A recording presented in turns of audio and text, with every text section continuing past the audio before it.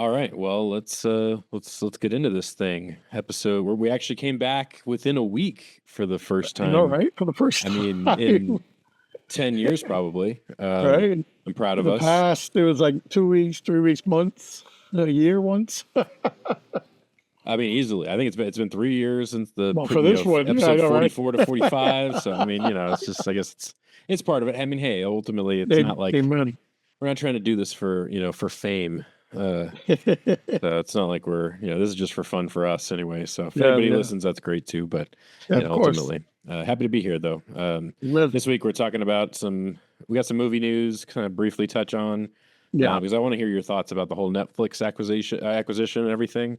And then yeah, we're going to talk about some stuff we've seen, both of us have seen, yeah. and then we're going to get into a more detailed analysis of Eddington because Carlos saw it for the first time, and Yes, I so did. we're gonna break it down, get into some of the Yeah, characters and the themes, and I've just got some okay. stuff to touch on about that. So that'll be kind of a longer discussion. So, and then we'll Yeah, give our picks for recommendations for the week and yeah. get on out of here. So that's kind of the goal for today. So let's talk about the movie news because I think did the acquisition of Netflix like officially come through today? I thought I saw No, something. It did isn't you? Yeah, official that's yet. because you said that, and I Googled it, and it's not official. Hold on, Netflix. Netflix. We came really prepared to the show.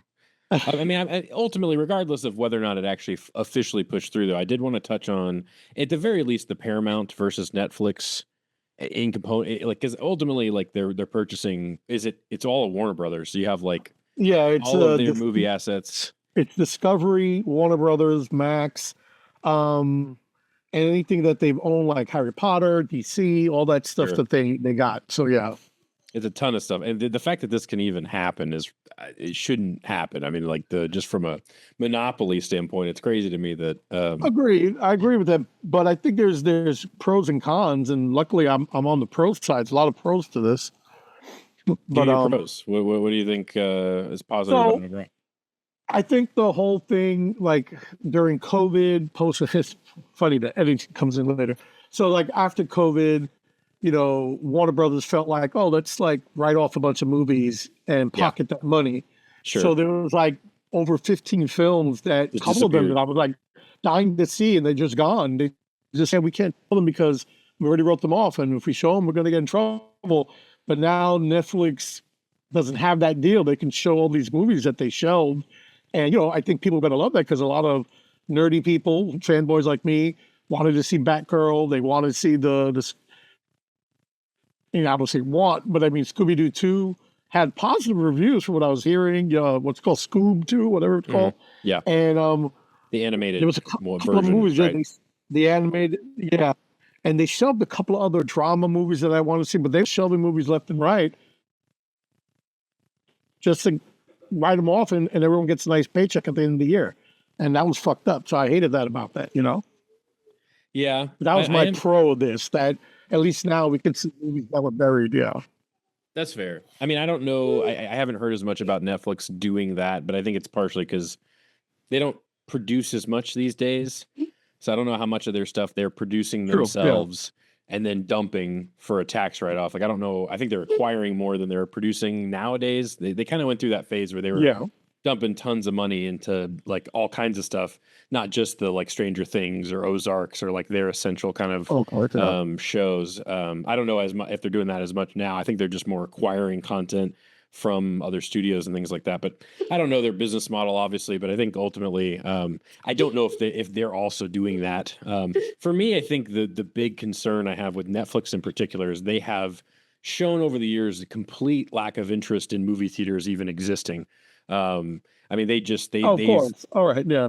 That's the the way they've con. yeah, I mean the way they've introduced films for like a week in theaters and then just dumped them on streaming.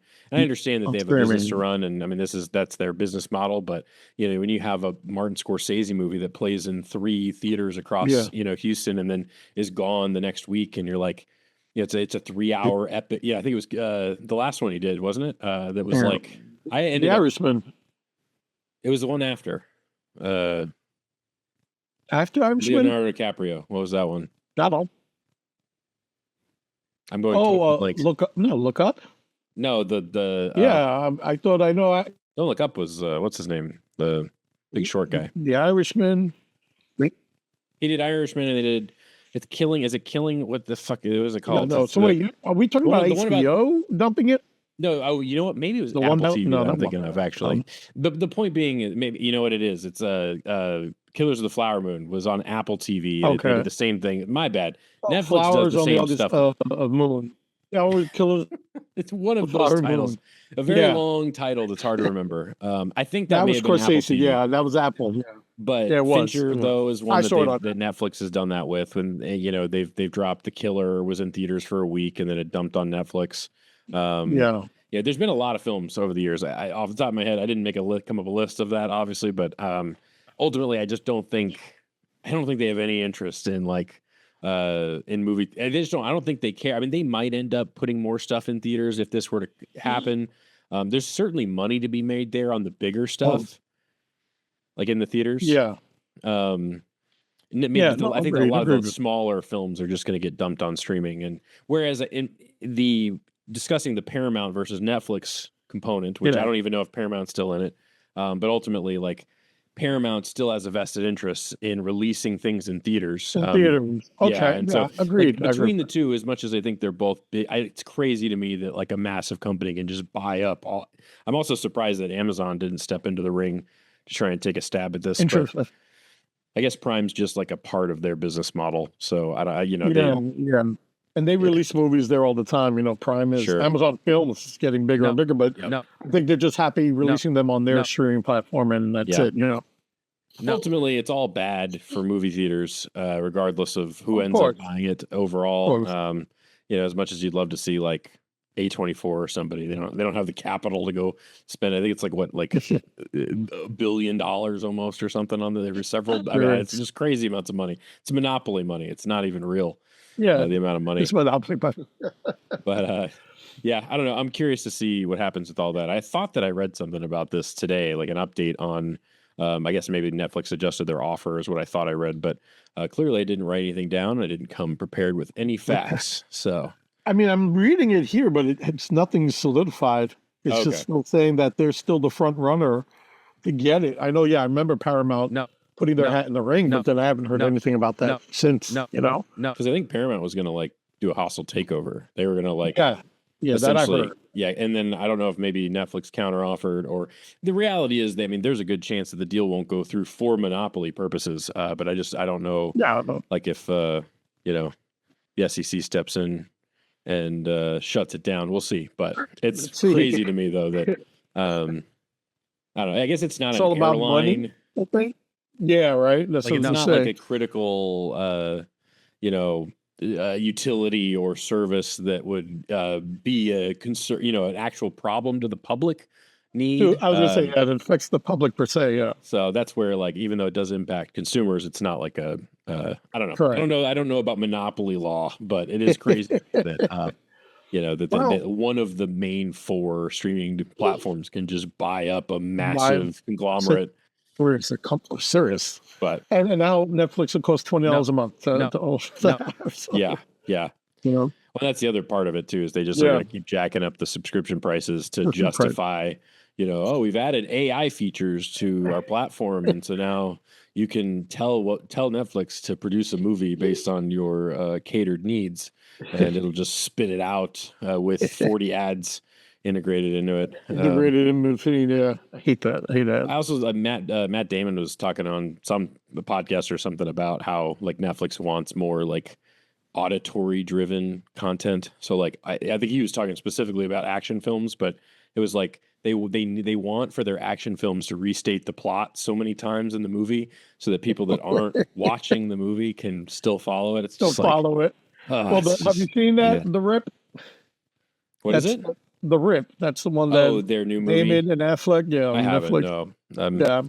I mean, me. I'll probably end up watching it.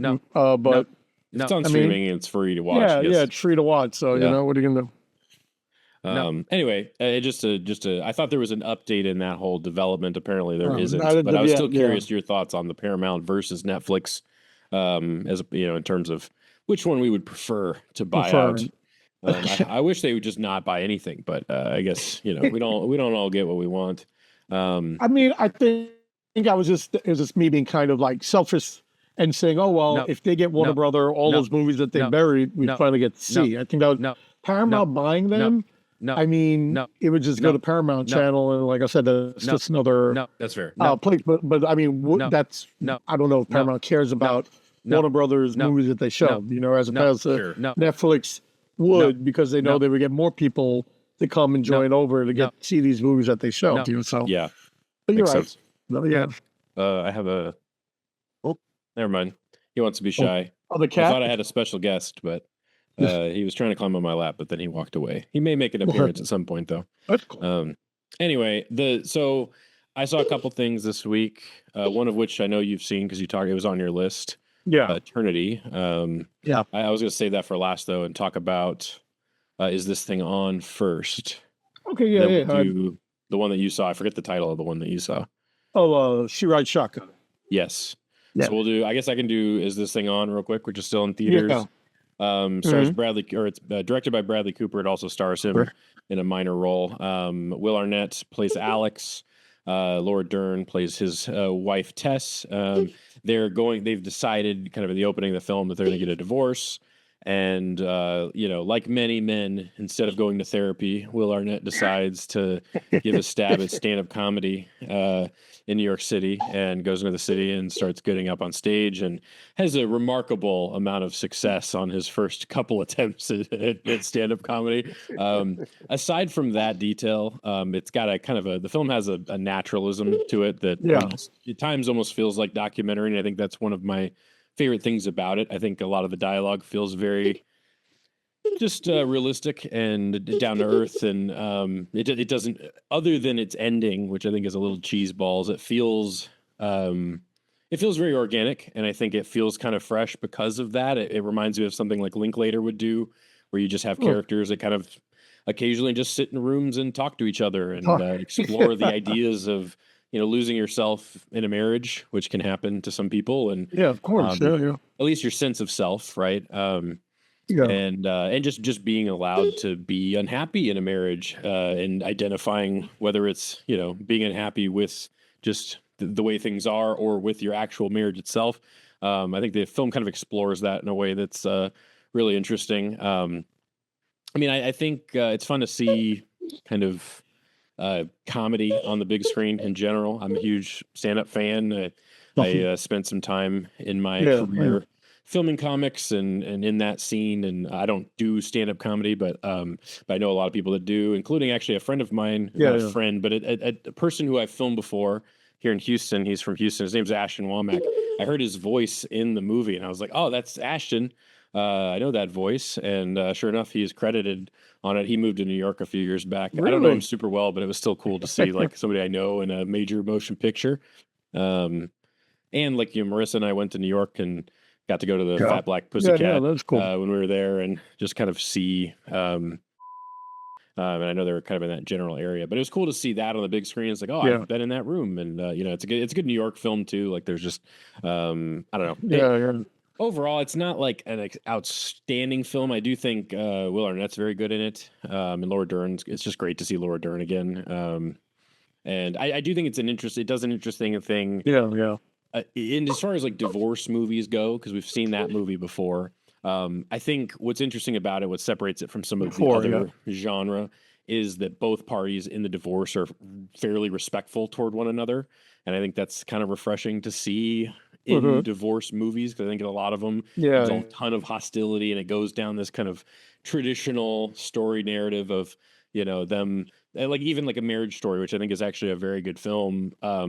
While that's also a subversive film in its narrative and the nuances of all of its drama, it still follows that arc of like two people really growing further apart through the divorce proceedings. And I think this is they're just far more respectful and friendly with one another, and I think it makes for just a unique experience, at least if nothing else. There's like, they make jokes about like, have you upped your parenting since we split and stuff with one another, and it allows for an opportunity for humor and also just humane conversation, and that felt fresh. So oh my god, this cat's trying to get into the closet over here. Peyton Manning, the football player, shows up at one point. I was like, who the hell put Peyton Manning in this? But other than that, solid. 4 out of 5, kind of forgettable, I would say overall. Yeah. Probably wait for streaming on it, but pretty solid. So Oh yeah. Okay. Bradley Cooper's a And good director, and I think he does a really good job of making things feel more grounded and down to earth. So yeah, it's weird because after Star is Born, he did the Leonard Bernstein film. I forgot Maestro, yeah, which I haven't and that seen. one got But a lot of I did, and I liked it. I didn't love it. I liked it, and then this one was like came and went just as fast. And I feel like he's. I mean, not that I think he's a decent director. I just feel like like each movie has gotten worse and worse, and not in the I mean, just meaning that getting out in theaters, people going to see it. sure. Critics did dig that movie, but I don't think anyone went to see that movie, Yeah, and I that's fair. wanted to see it.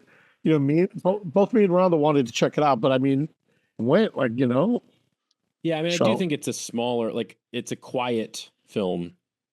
It's not. yeah, It's not like you're like A Star Is Born has these big. It's a it's a 2.5 hour.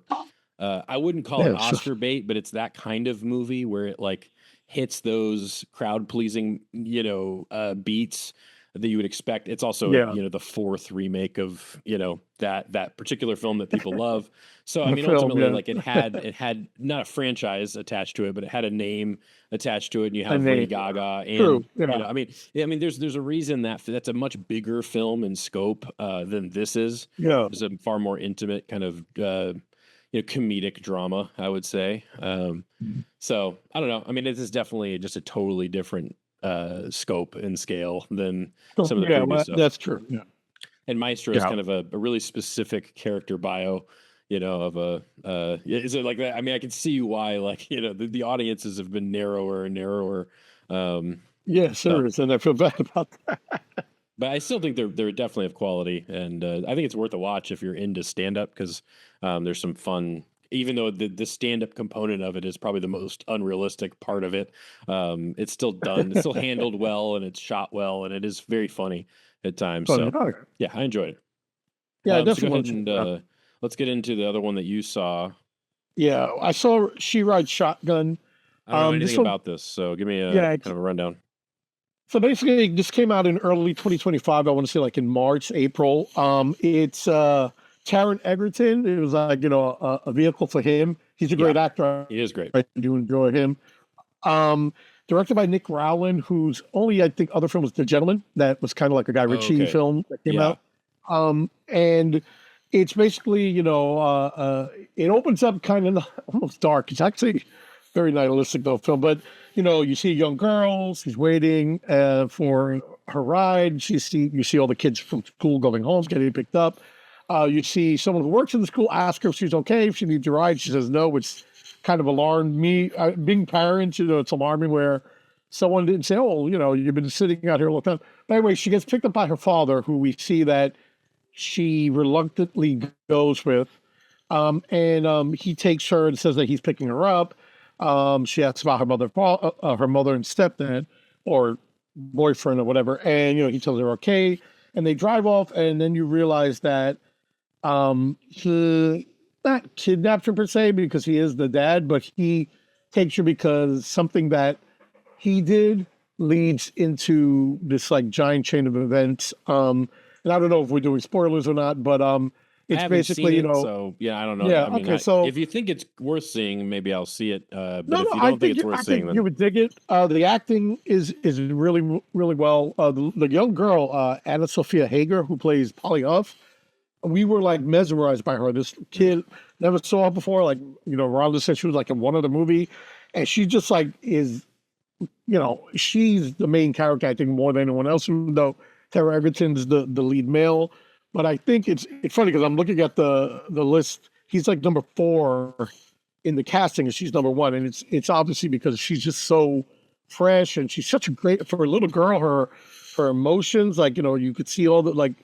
It was just she was really amazing. The storyline, like I said, the story may be like toward the end, and maybe why the film didn't become a big hit. It came and went in the beginning of 2025, but basically it's because it's the story standard.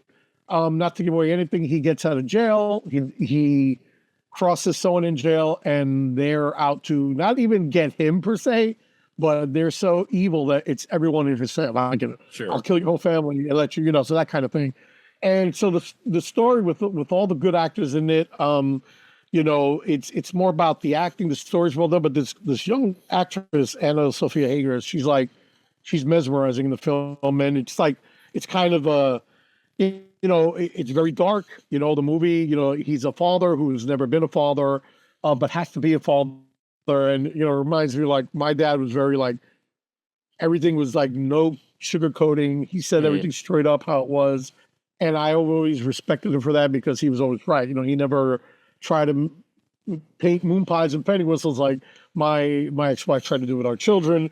I think that's why now as adults they respect me more because of the fact that I give it to them straight. I let them know and I think that's what it was. It's like I saw that, in the film, a father just doing the best he could with the situation that he had and the situation shit. But the young girl actually like appreciating that as well because her mother kind of like doesn't even mention him, and so it's like she ends up being with her dad for the first time in this like dark circumstance, and it's a road film, but it's just really well done, and like I said, I again I don't know if you have MGM Plus. I mean that's where it's currently streaming. Well, I have Plex, so I have everything technically. Oh, that's right. I forget you. So if you haven't, I can get it on the Plex and check it out. I forget that you're Plex. So check it out if this is like a rainy day movie where you're like, let me. Is it it all set in the car? Like like from you explaining the premise, like is it like what was it, Lock? That was actually the comparison. I mean there's a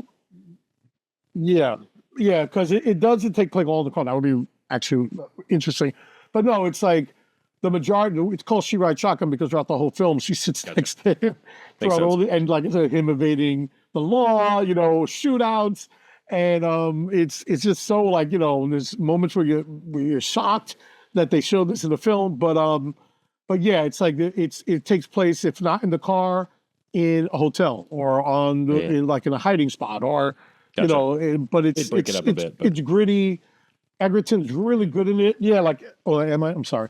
Egerton's like really good in this. You're not breaking up. I was saying they break up the plot of the movie and get him out of the car occasionally. Yeah, of course, and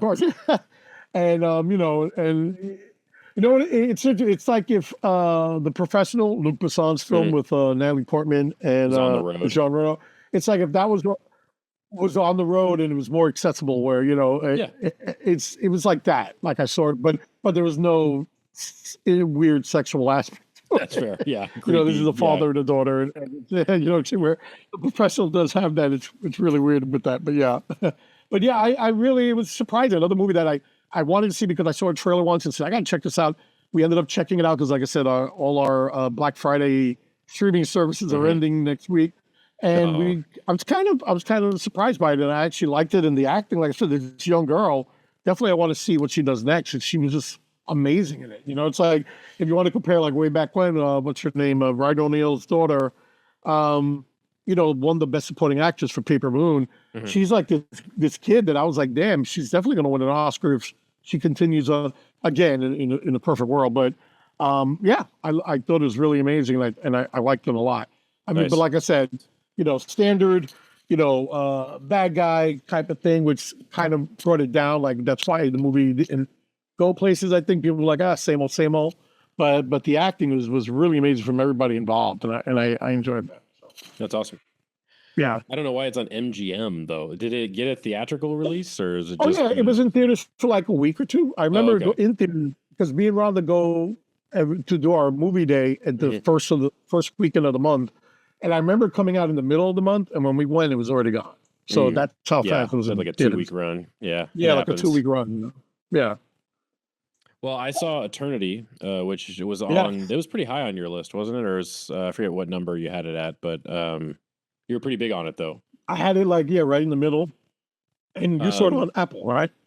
I saw it on Plex. I saw it on no streaming platform. I saw it on my own computer. Yeah, no, We got to get Plex to sponsor the show. no, yeah, Plex brought to you I by got everything Germany. legally, I promise. But yeah, I thank God for Plex. I'm done with all. We were talking about the Netflix acquisition earlier. I'm like, I'm done. I'm done with all this nonsense. I know, right? He's done with all that. I mean, the reality is, when you stop printing Blu-rays and then you split everything up into 400 different streaming platforms, it's like I don't even feel bad anymore for moving. But anyway, There it is, right? yeah, Eternity. Marissa really wanted to see it. It looked good. I mean, it's A24. I can give a Yeah. brief synopsis, but it's if you've seen the trailer, it's essentially just Miles Teller is he's a Yeah, what, a 85-year-old man or something that chokes on some pretzels at a party and dies, and then is awoken on a train to essentially just like a big hub where everyone who has died goes to in the afterlife of sorts. And in the afterlife, you have to choose where you're going to go for eternity. So it's essentially like a holding place for yeah. wherever you end up going Yeah. for the rest of your death, so to speak. And so there's eventually his wife, who is also 85 years old or something, and dies of cancer. Yeah. We don't necessarily know how much time has passed since Yeah. she dies, but we assume like a year later or something, A because year she was later, yeah. That's what something I like in assume. that range. And so Yeah. he's about to leave the holding space and just leave his partner of 65 years behind, which is a little goofy. But he runs into her on his way out the door and Yeah. and decides, oh, maybe I could go spend eternity with my wife of 65 years or 67 years or whatever. But the catch is that her late husband, who died, they were married for 2 years when she was very young. He died in the war. I forget which one. Was it Vietnam? No, World War II. Okay, yeah, World War II. She was So 19. So, yeah, yeah. So he dies. That makes sense, just from a Right. age standpoint. He Yeah. dies in the war, and then he has waited however many years, 69, 67, something like that. Yeah, 60 something. In this holding cell, waiting for her to die, and so he's been there for a really long time, waiting to choose to spend eternity with her. But she obviously has to make a decision about who to go with, and so that's where we get our movie from. But yeah, it's Miles Teller, Elizabeth Olsen, who's just great in everything. She's really just, Yeah. I mean, she's abandoned the Marvel train, not Yeah, completely, yeah. but and really taken on some good roles in previous years in TV and movies. She's very good in this. Yeah. We liked her in is it Life and Death? What's the series on HBO, the miniseries based on the Dallas? Love and Death, I think. Love and Death, and Really good. She's just she is phenomenal in that series. I love her. She's making some good decisions career wise, and is very good in this. And then who's the other guy again? I forget. Callum Turner. Yeah, Callum I Turner haven't Luke, seen anything he's been in, but Yeah, let me he's click becoming on a him. bigger name. He's He's in- the handsome oh. soldier. Yeah, Masters of the Air. Oh, he was in Green Room. He played Tiger in Green Room. Yeah, I remember him vaguely from that, but I Yeah, don't remember what character that was. 11 years Green ago. Room. Yeah, I love Green Room. Yeah. He's good He's in on this that thing. Apple show, Masters of the Air, that came out a couple years ago with Austin Butler. Gotcha. Yeah. Anyway, he's kind of the handsomer version of. Although the movie makes this big deal about how he's like the handsome one, and Miles Teller is like turned into like a Sylvester Stallone lookalike in the past decade. Right? Yeah, right. Interesting. I when like did he that. start? Yeah. When did he he grew a chin at some point? But anyway, yeah. My thing is, here's my argument. I think you could have a very short movie, and the best solution for everyone if they just throuple for eternity. I think this would be a 10-minute film. It would be the easiest decision ever. Let's just be one big happy family. No, I actually really like this. I was impressed by the just overall production. Yeah, And right. Yeah. Also I like the visual idea of like it being a train station, and it reminds me of hub worlds that you see in a lot of animated stuff. Like I think Wreck-It Ralph was one that comes to mind. Ralph did it. Yeah, that's right. Yeah. But I like I've always enjoyed the idea of like all worlds coming to a particular place, and like you see this kind of just just the passing of like in Wreck-It Ralph. I forget exactly what the premise is in that, but ultimately in this is just I like the trade floor concept, like they're getting off the train and they're I being dug like that. sold With to a by a little, bunch of salesmen. That's really fun, and I like. There's a lot of opportunity for that was comedy fun. Yeah. there, and just Yeah. exploration of Yeah. like all these different options which you have. Like Oh, totally.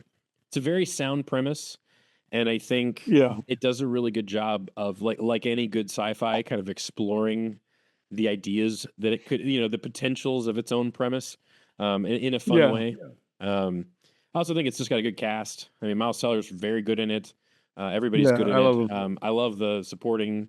John Early is great as the Yeah. they call him ACs. I forget what that stands for. AC Afterlife coordinator. Yeah, yeah. So they play the afterlife coordinators, which are essentially yes and men and Yeah. women. And then what is her name from? Yeah, if you have the IMDb pulled up from Yeah. I'm pulling it up, Holdovers. and Devine Joy Randolph, Anna from The Leftovers. Yeah. Is it Leftovers or Holdovers? Uh, Did I Holdovers. say that Is it wrong? No, you're Leftovers? good. Those are both No. good things. I just forget. Yeah. Yeah, she's good too. I She's mean, fun. I everybody's love her. very Yeah. fun, and Yeah. the script is really funny. Yeah. If anything, my only I love the archives concept. Like Yeah. every Right. eternity I has like like an that. archive. You get to Allows you see to their like path. see your past or That your was combined heartbreaking, but history. yeah. But another like great way to tie in this like interesting premise Yeah. with it's just like a really good exploration of these ideas, and I like kind of the way that it unfolds regarding that, and Yeah. Yeah. I do think some of the narrative gets a little kind of predictable, but I do like some of the bigger moments in it, and I Yeah. like the ending a lot, and Yeah. Me too. it's an interesting exploration of what it means to be in love, and Love. Yeah. passion versus kind of an ordinary romance and just a day Yeah. to day. I think it's an interesting exploration of that idea, and it owes a lot to something like Eternal Sunshine, but I think it's a little more accessible. Yeah. Honestly, Accessible. Yeah. I Yeah. think the characters are more likable. Yeah. So yeah, I mean True. it's just a really solid. It's it might be a little bit of a crowd pleaser, but I think it's pretty good. So What did Marissa think? I think she cried. She liked it a lot. Yeah, Yeah. this is she really enjoyed it. So Rather than the same. I cried a little bit too, but yeah, she cried a lot. Yeah, but yeah, no, but it's yeah. good though. It's a really, really touching, and I think Yeah.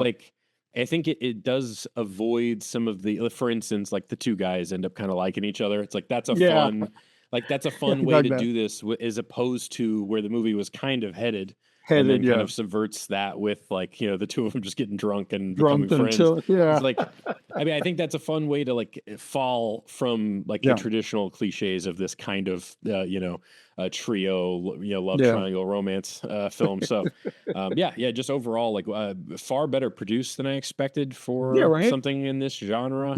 Yeah, And a lot of really good ideas. So very yeah, solid. very good. A24. A24, yeah, good stuff.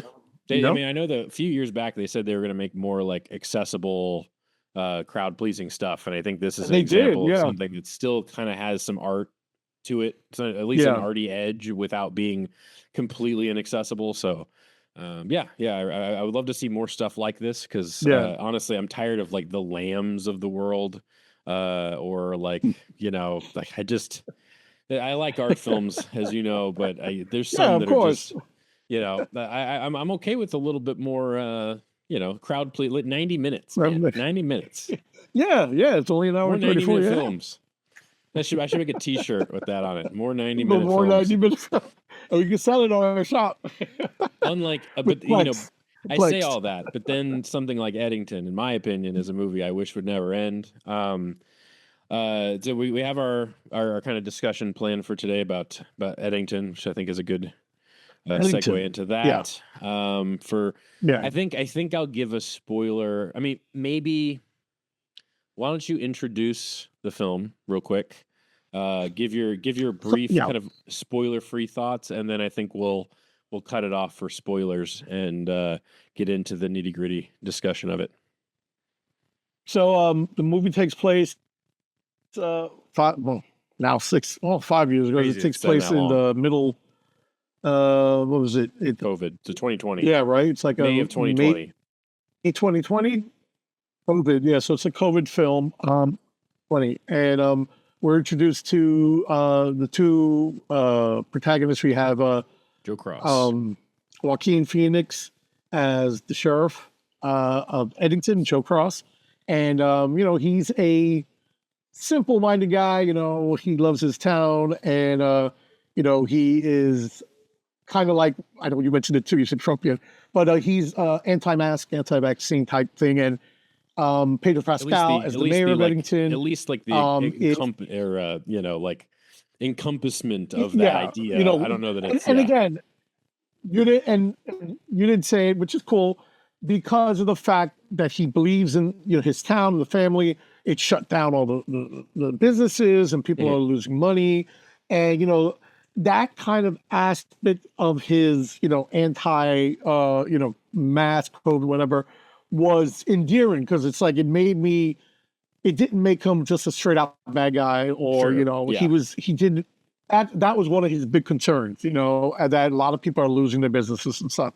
I think both sides of it are portrayed more moderately than at least in the two opposing forces of Joe Cross and Pedro Pascal's character. Those two individuals aren't extreme left or right. They just kind of represent the more establishment left or right. I don't know that they necessarily get into the politics, but no, they never do. Even though there's the rest of the world does. Yeah, I know, and I did, because Ted Garcia, Pedro Pascal's character, the mayor, is very following the orders of the mandate, and hoping that everyone stays away so no one gets sick, and it seems like it's doing well for everybody.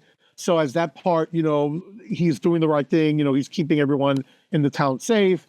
But he's very, he is very extreme. Like, he takes everything literal, the word, and he doesn't want people to congregate.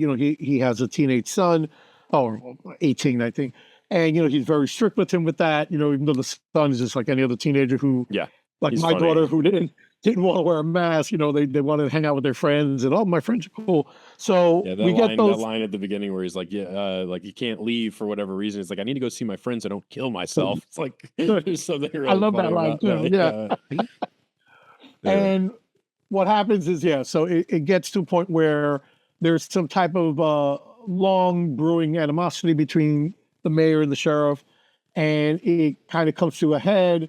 And are we doing spoilers? It's just spoiler free. We'll get into spoilers for now. But that's kind of a boiler. Like there's a brewing tension in a small town, opposing forces, and I think it's a representation of a broader, generalized conflict that occurred during COVID about not only the mask mandate and that kind of stuff, but also Black Lives Matter and Antifa and just some other other broader concepts that were at play, particularly because of the internet at the time, just the discourse. And I thought that was funny too. It was like it brought us back so with the TikToks and YouTube, and it was just like, it's weird, like you said, I can't believe that was 5 years ago, but it's like the way the film brings you back there, and and even now, 5 years later, you're like, holy shit, I forgot about that. Look at, it's like you go back to this time, and it's like, I think Ari Aster did that perfectly, where he just makes you remember this like plague this bizarre thing, this like generational thing that we all lived through. Yeah, right. It's really all strange. Lived through, and I think it does capture that time period better than any other like COVID movie or piece of, in my opinion, in terms of just like the accuracies of, like, one of my favorite details is, remember at the very beginning of COVID, all the toilet paper runs that people were doing, and like everyone was like, "Don't steal the toilet paper." And he has like a whole wall full of toilet paper. Like, oh my God! Rhonda said, she's like, "Oh, he's stockpiling," and I'm like, and he's supposed to be the one that was right. It's just the contradiction is so funny, but the way that it, or the killer bees or whatever, the hornets, murder hornets, hornets, every time it shows somebody's screen in the film, I think there's always like a little gag. It does a great job with that, but so overall, it sounds like you liked it. Would you recommend it? Before we get into the actual spoilers, so like you said, out of all of Ari Aster's films, it is the most accessible. The first half of that film is just like a time capsule, and it's like, hey, if kids who were born during COVID, like, oh, you want to see what COVID's about? Watch Yeah. this film, and then after that first hour, the movie becomes Ari Aster again. The Sure. Yeah. surreal bend on this take of this moment in time, and it's like it just goes. It's like a lot like Beau is Afraid more than Hereditary or Sure. Midsommar. Yeah. It's And definitely more I like comedic. that. Yeah, because I love like I said, I love Beau is Afraid, Me too. and the way that film just went bonkers and just totally batshit. And I think that's what happens. This film devolves into that, and then it makes you like Rhonda doesn't know who Ari Aster is. I mean, she knows I talk about it, but like she's never seen Hereditary, she's never seen Midsommar, Okay. she's never seen Beau is Afraid, but she enjoyed like she was like, this movie's so good, like as what. Nice. But then But once that happens, yeah, once the movie shifts in tone, into the conspiracy almost. she was like, Yeah. oh, you know. Yeah, exactly. And I love that about Austin Butler's character. Like, I didn't even know he was in the movie.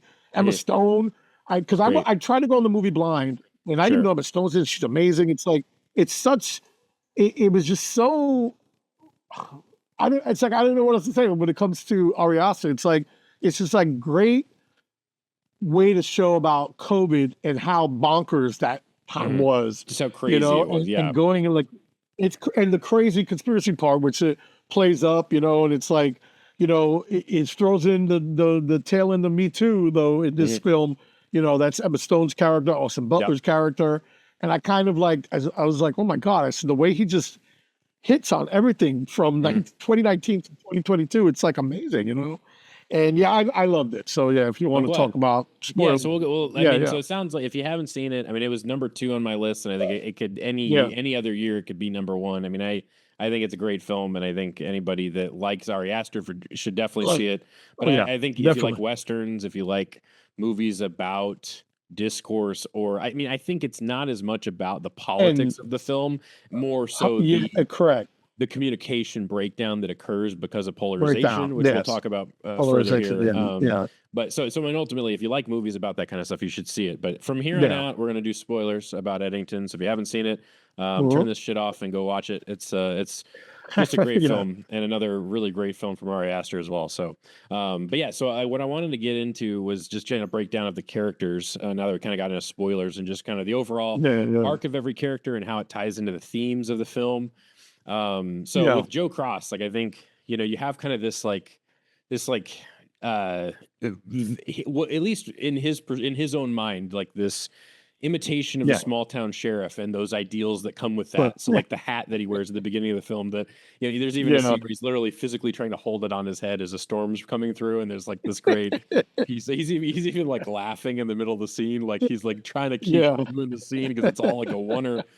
And I heard that apparently there was a storm coming in, so they had like one shot at it, and his hat starts blowing off, and he's like trying. But anyway, like at the beginning of the film, though, he's like got the hat and the look and but it's not him really. Yeah. Like it's just it feels more like just the imitation of that idea of a character from watching too many Western films almost. But in reality, I think you have a character who's far more selfish and impulsive than I think he thinks he is, at least in his own mind. And It's like you brought that up, and I think that's a good thing because he's playing the part. Plays the part of a husband, plays the part of family man, of the lawman, and it's like he's just playing this character, but like you said, he's just selfish and it's all about him and nobody else, and that's what ends up being his downfall in the end, which I thought was interesting. But yeah. Well, and even like if we go to like the family specifically, I think you open on this just funny idea of him watching a YouTube video that says something along the lines of like how to convince your partner to have a child or something. So it's like right off the bat, like we see kind of the dynamic there, right? Like that's something he really wants. There's also a hilarious moment later in the film where there's a taxi that pulls up at the house and it has a sign on it that says pregnant. It's just Pregnant? like the funniest visual gag. Just a reminder of his failure, because that was after she left him. And then at the end of the film we have her before she gets pregnant. and that's like the Happy and pregnant. inevitable punishment that he receives. But yeah, I mean, I think ultimately like he's thinks that he's the husband that's doing things for her, but in the Right. reality, he's kind of lifted up this. We'll get into her a little bit into Yeah. Louise Cross, his wife, played by Emma Stone, in a little bit. But Yeah. ultimately, though, you have this character who's clearly struggling with like severe mental illness, but also potentially like we know that there's probably like an abuse that occurred Abuse, because of, sexual we abuse. assume her father, but I don't know if that's Yes. explicitly stated. No, it's a strong allusion when she says that. So because the way the mother uplifts I think the that's father, the key. Yeah. that fucking picture we see She throughout, lights a candle. like the Jesus pictures. Everyone has a picture of Jesus somewhere, and it's like that he's this giant figure in the mother's life. Sure. But we realize that this is what it is, and Austin Butler mentions that it's these men of power who take what they want, and and so Rhonda agreed that the father who, because she says that to the mother about how and she's like, I don't know what you're talking about. Yeah, that's the pivotal scene, I think, when he's talking about his abuser, and he basically essentially says like, your mom didn't see what she's doing, she's denying you. Excuse me. And so ultimately, I think that's like, it's, even if it's not explicitly stated, it's definitely stated that it's not Ted Garcia who the mom and to some degree has latched on to for his own benefit, but for the mom, it's really just in neglect of this idea that her husband that she worships did something horrible. And I think, I think the movie is about polarization and this idea of like rejecting common sense or common logic in pursuit of your own gut feeling, or I feel that this is how things are, and therefore it is, as opposed to logically thinking through.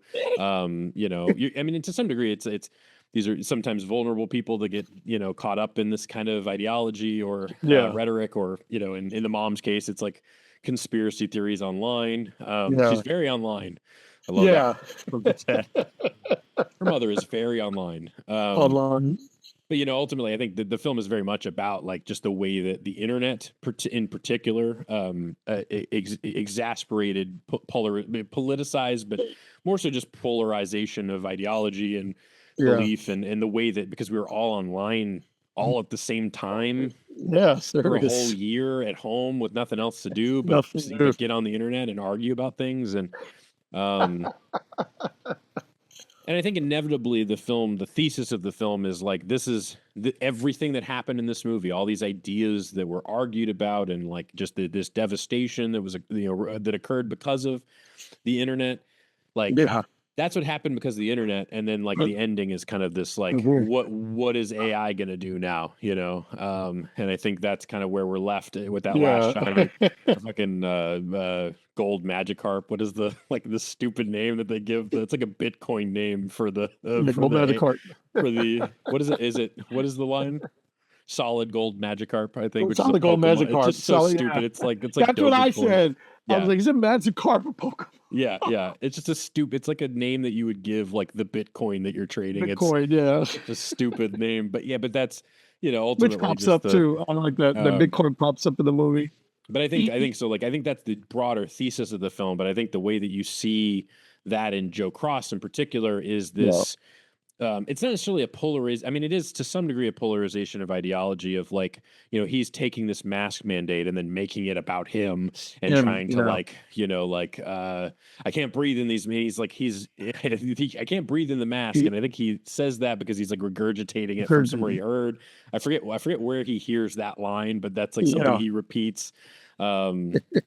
But and then ultimately though, like he wants to become mayor, and and to do that for his wife who doesn't want that, and and then ultimately is just really selfish in his pursuit of that, and including like rejecting her, begging him to not do that, and then ultimately there's the sequence with her in bed after the scene with the mom that we just talked about, where he asks her straight up, is like, did your dad do something to you? And then she doesn't say anything, and he says, or was it Ted? And you're like, which is it's not. I don't know that it's played for comedy, but I do think like it is really funny though that I he just laugh. completely he doesn't get an answer from her, and then just Yeah. decides that the latter, the thing that he chooses to believe in, is the actual Believe, thing. yeah. So I think ultimately that's kind of tied into a lot of the threads of the film, including Luis Cross just kind of Yeah. falling into the Vernon trap of. We were not even sure if he's telling the truth or not. Truth. Yeah, that's what I was saying. Yeah. But she I think feels connected to him and feels connected. heard by Yeah. him, and so I think that's all. Again, I think that idea of being kind of taken advantage of while being vulnerable, but also Vulnerable, yeah. feeding into your own belief of things, is present in every character in the film. And Ted in particular, also, Yeah. he kind of represents the more progressive or moderate liberal, I would say, like establishment Democrat side yeah. of the spectrum during COVID. But then he's also clearly backed by big tech, Big tech, and yeah. there's signs up in the like in the Native American in the Yeah. Pueblo, Pueblo. surrounding Pueblo areas Yeah. that say like, this will take all our water and all these things. Like, that's all there kind of in the background. So the subtext, is that Yeah. clearly this is also bad, but Bad, he's very kind of bad. virtue signaling that he's the right guy, but then he's hoarding toilet paper and stuff. And Yeah. you're like, clearly not good. I mean, so you know that COVID stays in paper for 5 weeks. Yeah. I do love all the stats. It's like, if you're Yeah. and that was it's totally something that happened where it's like if you're if you're 60% more likely to catch it if you're wearing a mask versus 30% if you're not, and it's like God, it's just it just captures this bizarre moment in time where we just everybody just wanted to be right, and it just right. And I think like with the Joe Cross character there is something truthful about the like let's just be decent to one another, like there's a way to but at the same time he's also murdering people and, murdering people and trying to pin the murders on his deputy who and it's oh my god, I think it's like right after that moment that's then the film goes into Ari Aster's surreal view of things. And I just I don't know. It's like, it's funny what you said, because like I said, there's times where I actually like Joe Cross, but then it's like, then you're like, wait a minute, this guy's is just a narcissist, he only, so, but yeah, ultimately like him shooting the unhoused individual in the bar is kind of this like, I do love that it's just a shootout in a bar in a Western film. Like I like all you Western, gotta have that, but ultimately, it's him like trying to take control of a situation that's completely out of his control at this point. Which I think there's something relatable, even though what he's doing is horrible. I think there is something relatable in all of us during that time, where there's this big external problem that we can't solve, and you start placing importance on things that you can control. And sometimes in negative ways. I think we lash out and to some degree we're trying to in this circumstance he's killing this person because to take control of a circumstance that he just ultimately has no control over. And I think that's representative of COVID in general during the time. And I don't know, it's just an interesting way to look at that. And also, I mean, I don't know, there's just so many details about it that I really love. One of my favorite moments in the whole film that it makes me laugh so hard, and it's such a stupid little moment, which is where Luis is about to leave him, and he pulls up into their house, and she's standing in the driveway with 2 bags, clearly like, I'm divorcing you and I'm leaving. It's that shot in the movie that you see in every movie that somebody breaks up. But he pulls in the driveway, and that happens, and then Vernon pulls up in the bus or in the the RV, and Joe Cross turns to Luis and goes, "Is that for here?" And I just that's just the dumbest. They're out in the middle of nowhere, like nowhere, 12, right? Like at midnight. That's just the dumbest line. He also has one earlier that I love, which is, "Thank you, super duper, very much." Also, the fucking car that they drive. Oh yeah. It's just looks like it's just like covered in stickers. One of them is "You're being manipulated." You're being manipulated. And I like how as everything starts to fall apart with his campaign. He loses the top of the thing, and things are falling off the bus. Falling off the bus until the end, where just the little red, white, blue streamers are all around the bottom of the car, but the car is fine.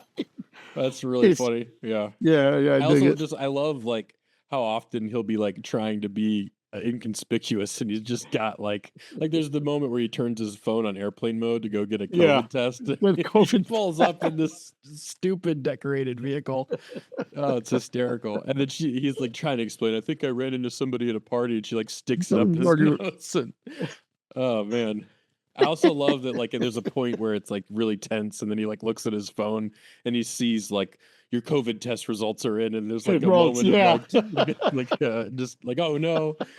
Like that. I just love that they're using that as like a point of tension to add, like, it's just so goofy. Man, there's just I wrote down a list of just all these things I like about it. The score I really like. Especially in that opening shot, which is like straight out of Fargo, where you see the sign of Eddington, and you have the score just swells, and the scene where like the old man gets kicked out of the grocery store and everyone applauds is just, that's such a funny moment. This scene where they're voting on the data center on Zoom, and somebody in the background yells "What?" because they can't hear the Zoom. That's so funny. It's just.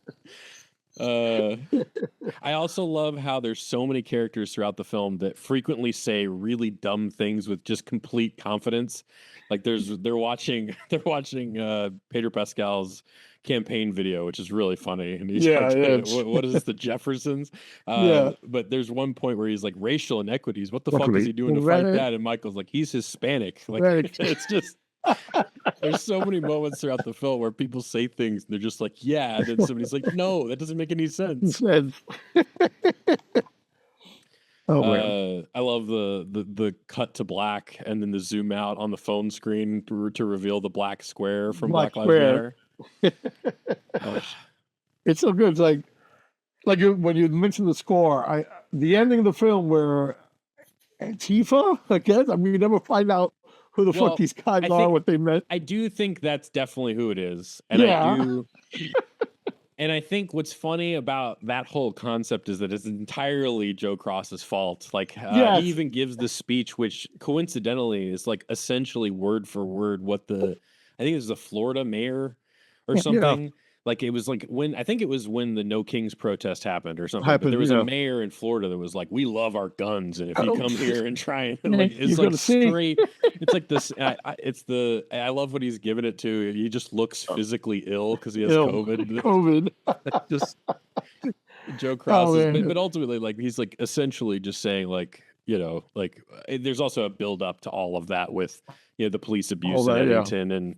Him that video that gets released of him tackling the unhoused individual at the beginning of the film and being used against him.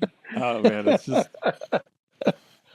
oh my god. I think ultimately he's like challenging Antifa and saying like, like if we have guns, we love our guns, and then they do show up with guns.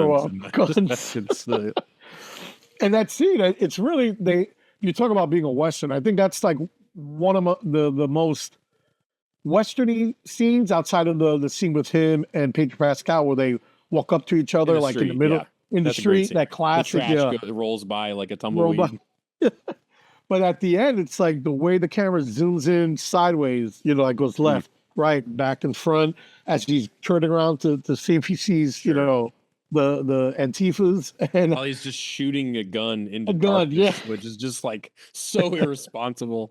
Just firing hundreds of rounds into it's like Gatling gun and shit. And I just love how that ends with Brian coming with his gun. Oh yeah, the Kyle Rittenhouse character. Everything works out. I saved you. He fires every bullet in his clip and misses every, but the final shot. He's like, it's so funny, man. What a big. Also, just being stabbed in the head. Like that's such. Oh my god! Yeah, that's like. It's like. Oh my god! It's like which leads to him being. immobile and paralyzed is where at the end, like you said, that God, I that love final that. I love the punishment. reveal of Yeah, that too. Like yeah, all the stuff is sideways, and you don't know yeah. why, and then it like reveals that he's like holding the phone sideways. I know. Oh I was man, like, I was telling that Ralph was like, "Oh, that's like TikTok," and I said, "No, is it TikTok doesn't hold sideways?" And then we pull out, and I'm like, "Oh shit, I it's knew on it." a phone being scrolled sideways because he's like turned like that. Yeah, he's like, No, I also the Kyle Rittenhouse character is so funny though too. Like right, yeah, the way he regurgitates information, like yeah, right. Then he the gets funniest online. moment of the year, in my opinion, which is where his crush is like saying things like we aren't like technically we're like anti-racist, but like Racist. ultimately she's like just like spitting out nonsense, and then it cuts to him at Yeah, dinner with his dad. His dad's like, "Are you fucking?" he's like, he's like, "You fucking retarded! I mean, What that the makes fuck me you laugh. doing? You're white." You're white. God, that's I so love funny. that. I That mean, was my I favorite. spit out my drink in the theater when that I happened. I was like, that was genius. oh man. And that hits every time with every person I've shown it to as Yeah, yeah. well. I also like there's a line I wrote down from Joe Cross, which I love, which is they're talking about the character Guy is so funny. Like just the way he like escalates every The deputy, the yeah. Black Lives Matters. But at one point though, he's like freaking out. He's like, they're coming here to Eddington and stuff. And he's like, that's not a here problem, which I love. I love that line. That's not a your problem. I love that he does that. He says it like 3 or 4 times. Yeah. And that's not us. That's not us. Yeah. Senior And you COVID. remember that happened during COVID though. People were like, Yeah, there is yeah. no COVID in Eddington. COVID, There's no COVID in Eddington. There's no COVID, and just again, just the way it like ties everything back to Yeah. that we're actually part of the discourse in that time. I also love, this is just another random moment when the white kids are all protesting in the street, and the unhoused individual is standing over one and just staring at him, and he's like, I ain't got no cash, bro, and he's like, I'll make you cash. Makes me laugh so hard. And then the scene where he calls him the F slur, the son of Pedro Pascal, like by accident over the intercom on the car. Yeah. It's just like Cut that out. So you want me to? But he says it. There you go. He said, "You want me to use that?" But he says it questioning the same thing when he does the video in Jackie's, and he announces, that his wife was molested or sexually assaulted by Ken Garcia, and he's like, "You want me to post it?" He goes, "Yeah, post." And I was like, he always just post it. Don't let me think about it. Just post it. Yeah, right. It's all impulsive, and I love one thing I really love about the performance there is it almost feels improvised, and in the character for the character, it's certainly not planned. One of my favorite lines in that too is like he opens it with, "Man, I wish we had a better turnout," or something. It's like these people showed up to watch you speak, and you start your speech with that. Like it's just. No thought was put into what he was going to say there, and I think it just a perfect representation of that character acting selfishly. I do also what I enjoyed was, if you notice, the owner of the grocery store that didn't want the old man to come in and was like, but sheriff, and he like ends up giving in to Joe Cross. He's there at Jackie, so it's kind of like that's interesting and weird. But the people who show up, I thought was kind of interesting for this thing. People who, but then he just starts like rambling and like going, let's call it what it is. Like it's straight. Right. I think the performance is so good there, though. I just love. It's there's a lot of moments in the film that feel like that, where it feels kind of unscripted, and I don't know if it was written that way or if it was something that they kind of worked through on the day of while shooting, but it just feels authentic and just ill-advised. But I love there's just so many, there's my list is there's 20 things on my list that I love, and I don't know, I just it makes me laugh out loud so many times, and it just I don't know, but I think even though it is a comedy and it's kind of it goes in really weird, bizarre places, I do think there is at least an underlying narrative that sticks to all of that and ties in with the broader themes of the film. I like the idea, going back to the idea that AI is being this like this new threat that, inevitably could be worse than the internet in terms of our downfall. The idea at the end though of Michael surviving and you Yeah. see him shooting, which there's this great shot of him shooting a target from I assume Yeah. further than the distance that Joe Cross Joe did. at Yeah. the record. There's a line earlier in the film where Joe Cross is like, you ain't shit until you beat my record or The something. record. And they Yeah. have like, Yeah. he has it like hung up on the wall behind him. And so I assume that's like a scene where Michael is breaking that record, but I'm not sure if Breaking. that's Yeah. quite what it is. But I do like the idea though that you cut to the shot before that where Joe Cross is in bed with his stepmother who he just can't escape, which is so funny.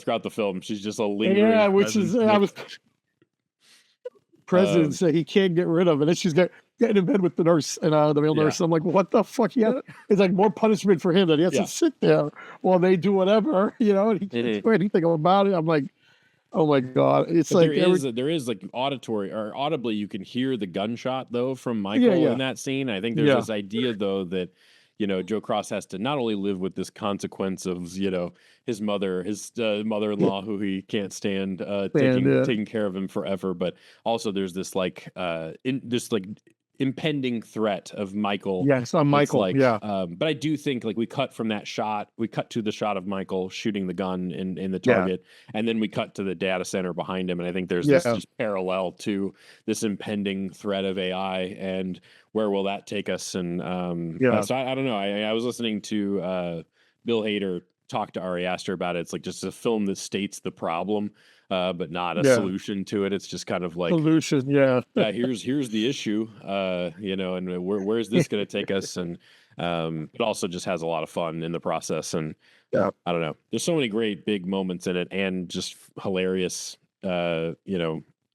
ideas. So I don't know. I love the thing, and every time I watch it, I go, man, this is just so good. So I'm glad you liked it, though. I'm glad we got. I loved it. Yeah. Well, I guess that's a decent spot to kind of end our Eddington discussion. But before we go, I just wanted to do our. We both picked a pick of the week, is what we're calling it right now.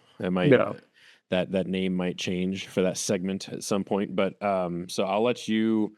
Did you pick out a movie to recommend to everybody? I think we initially talked about. I don't know if it was. You've seen the movie I put on my list before you texted me earlier, and you're like, "Is it a film to recommend to each other or to the audience?" Correct. Yeah, and you didn't. It was open ended. Yeah, my film was not for you, to be fair, because I watched it with you. So, it's more for the audience. But I have another one that you can watch if you haven't seen it already. But you do yours first. So. But I guess your recommendation is for me, but it can also be for anyone else that hasn't seen it. I saw a few movies, and that's what I was going to say. I was going to say, did you? Now it's going to seem like we're really not prepared. But was it a movie like current, or was it a movie just? Doesn't matter. Doesn't matter. It's just like a recommendation for the week. It can be whatever you want. All right. So I saw a movie. It's on MGM Plus. Whoever has it, well, he has Plex, so he can watch whatever he wants. I know. So it's 1973, and it's because I love my 70s film, and it's called Busting with Elliot Gould and Robert Blake. Okay. And it's one of those which unfortunately almost every movie when it comes with law enforcement is about the ending of an era, with paranoia with the Nixon administration. But I liked the way it was shot. I do like what I love about basically it's two vice cops. They do what they do. Hookers or drug addicts, stuff like that. And they end up busting this high class hooker. And she ends up being like one of the local hoods girls. So, and they find out that he's untouchable. So it's like they end up sending them, like, the funny thing is, like, every time they get close to like busting him, they send them to something which, of course, unfortunately in the 70s, like the first time they sent them to a gay bar, which back then it was illegal. And then the second time they send them to a bathroom because there's a pervert supposedly looking into the stalls. So I just thought it was like interesting that every time they get punished, they get sent to this like place, which back then, of course, that's so it's un-PC now, to mention things like that. But it's just really good. It's a good 70s film, gritty. Robert Blake with a cigarette in his mouth that's never lit, and Elliot Gould with his big ass mustache and afro, Jufro, and chewing on gum, like slices of gum, one right after the other as they do these scenes. And then of course there's like a lot of gratuitous sex and a lot of gratuitous violence. But it was just one of those good LA detective movies with two strong leads of the time. And again, it's called Mustang. It's 1973, and it's Peter Hyams one of his first films. If you guys know who Peter Hyams is, but that's my recommendation for Jeremy, but everyone. If you guys are into 70s film, what's Good yours? recommendation. Mine, I think mine's pretty good. You've seen it. I don't know. I think you liked it. Cure from 1997. Yeah, of course. I couldn't come up with anything else, so that was just kind of an easy one. I think I was like on my Plex library and I saw it and I was like, oh, that's the one. But it's great though. It's one of my favorite films I've seen in the past couple of years. Owes a lot to something like Seven. Yeah, very much. Yeah. What the hell is my cat doing? Oh, I really hope that's not. Anyway, Cure is from Kiyoshi Kurosawa, not the Kurosawa that from all the other stuff. Not that one, but yeah, I think he did Pulse is the other thing. Yeah, I think Pulse is, and then more recently Cloud, actually, which I haven't seen yet, but I want to see. Yeah, I want to see Cloud. It got like top horror films of the 2025. It's creepy. Yeah. Yeah, very. Cure though, I think is very creepy. Very like kind of slow burn. It's set in it's a detective played Koji Yakusho, who's in Perfect Days a few years back and 13 Assassins. He's great in it, but he plays the detective and he's investigating a string of like ordinary, everyday, like plain daylight murders that are really brutal. And the film kind of feels like it's set in like every murder doesn't feel like your traditional setting for somebody that's trying to kill somebody. They feel explosive and out of nowhere in broad daylight often, and I think there's the film kind of uses that to build tension really well because it feels like it could happen at any time. Like this, like violence could abruptly occur, and it's masterfully directed as well, just with the really good use of like static pans and blocking, and just like it just feels like a really just thoughtful use of scene construction and progression with the camera specifically. It's almost stagey in that way. It reminds me actually a lot of Barry. There's a lot of stuff in the later scenes of Barry where they'll have a camera that's locked off on a static shot, and then all of a sudden the characters will move, and then like we've been holding on a shot for a minute, and then it just pans over and the scene develops not off screen, sometimes off screen, but also just like it just opens up the world, and the film's it's subtle, but it's done really well. But it's done well, I enjoyed it. Yeah. So Cure, it's a really solid kind of murder mystery, creepy ass movie. Definitely. I think it sticks with you. So that's my pick of the week. And I don't know how long this episode's going to be, but I think it's a little shorter than last week's. Yeah, but that's fine. That's fine. But yeah, I had the goal is to kind of get a little closer to like an hour if we can. An hour, yeah. But we got an hour and a half. We did an hour and a half, not even an hour and 20 right now, so we're good. What movie do you want to do next week? What do you want to talk about? Actually, I have a good one. Have you seen Zone of Interest yet? I did. You did? That'd be an interesting one. If you've already seen it, though, I'm trying to think. I don't know. We can talk more about that this week. Maybe, yeah. Let me think on that. Just pick out a good movie for next week. But okay. But yeah, we're going to do another kind of breakdown of something next week. Hopefully, something that has enough to enough discussion worth having.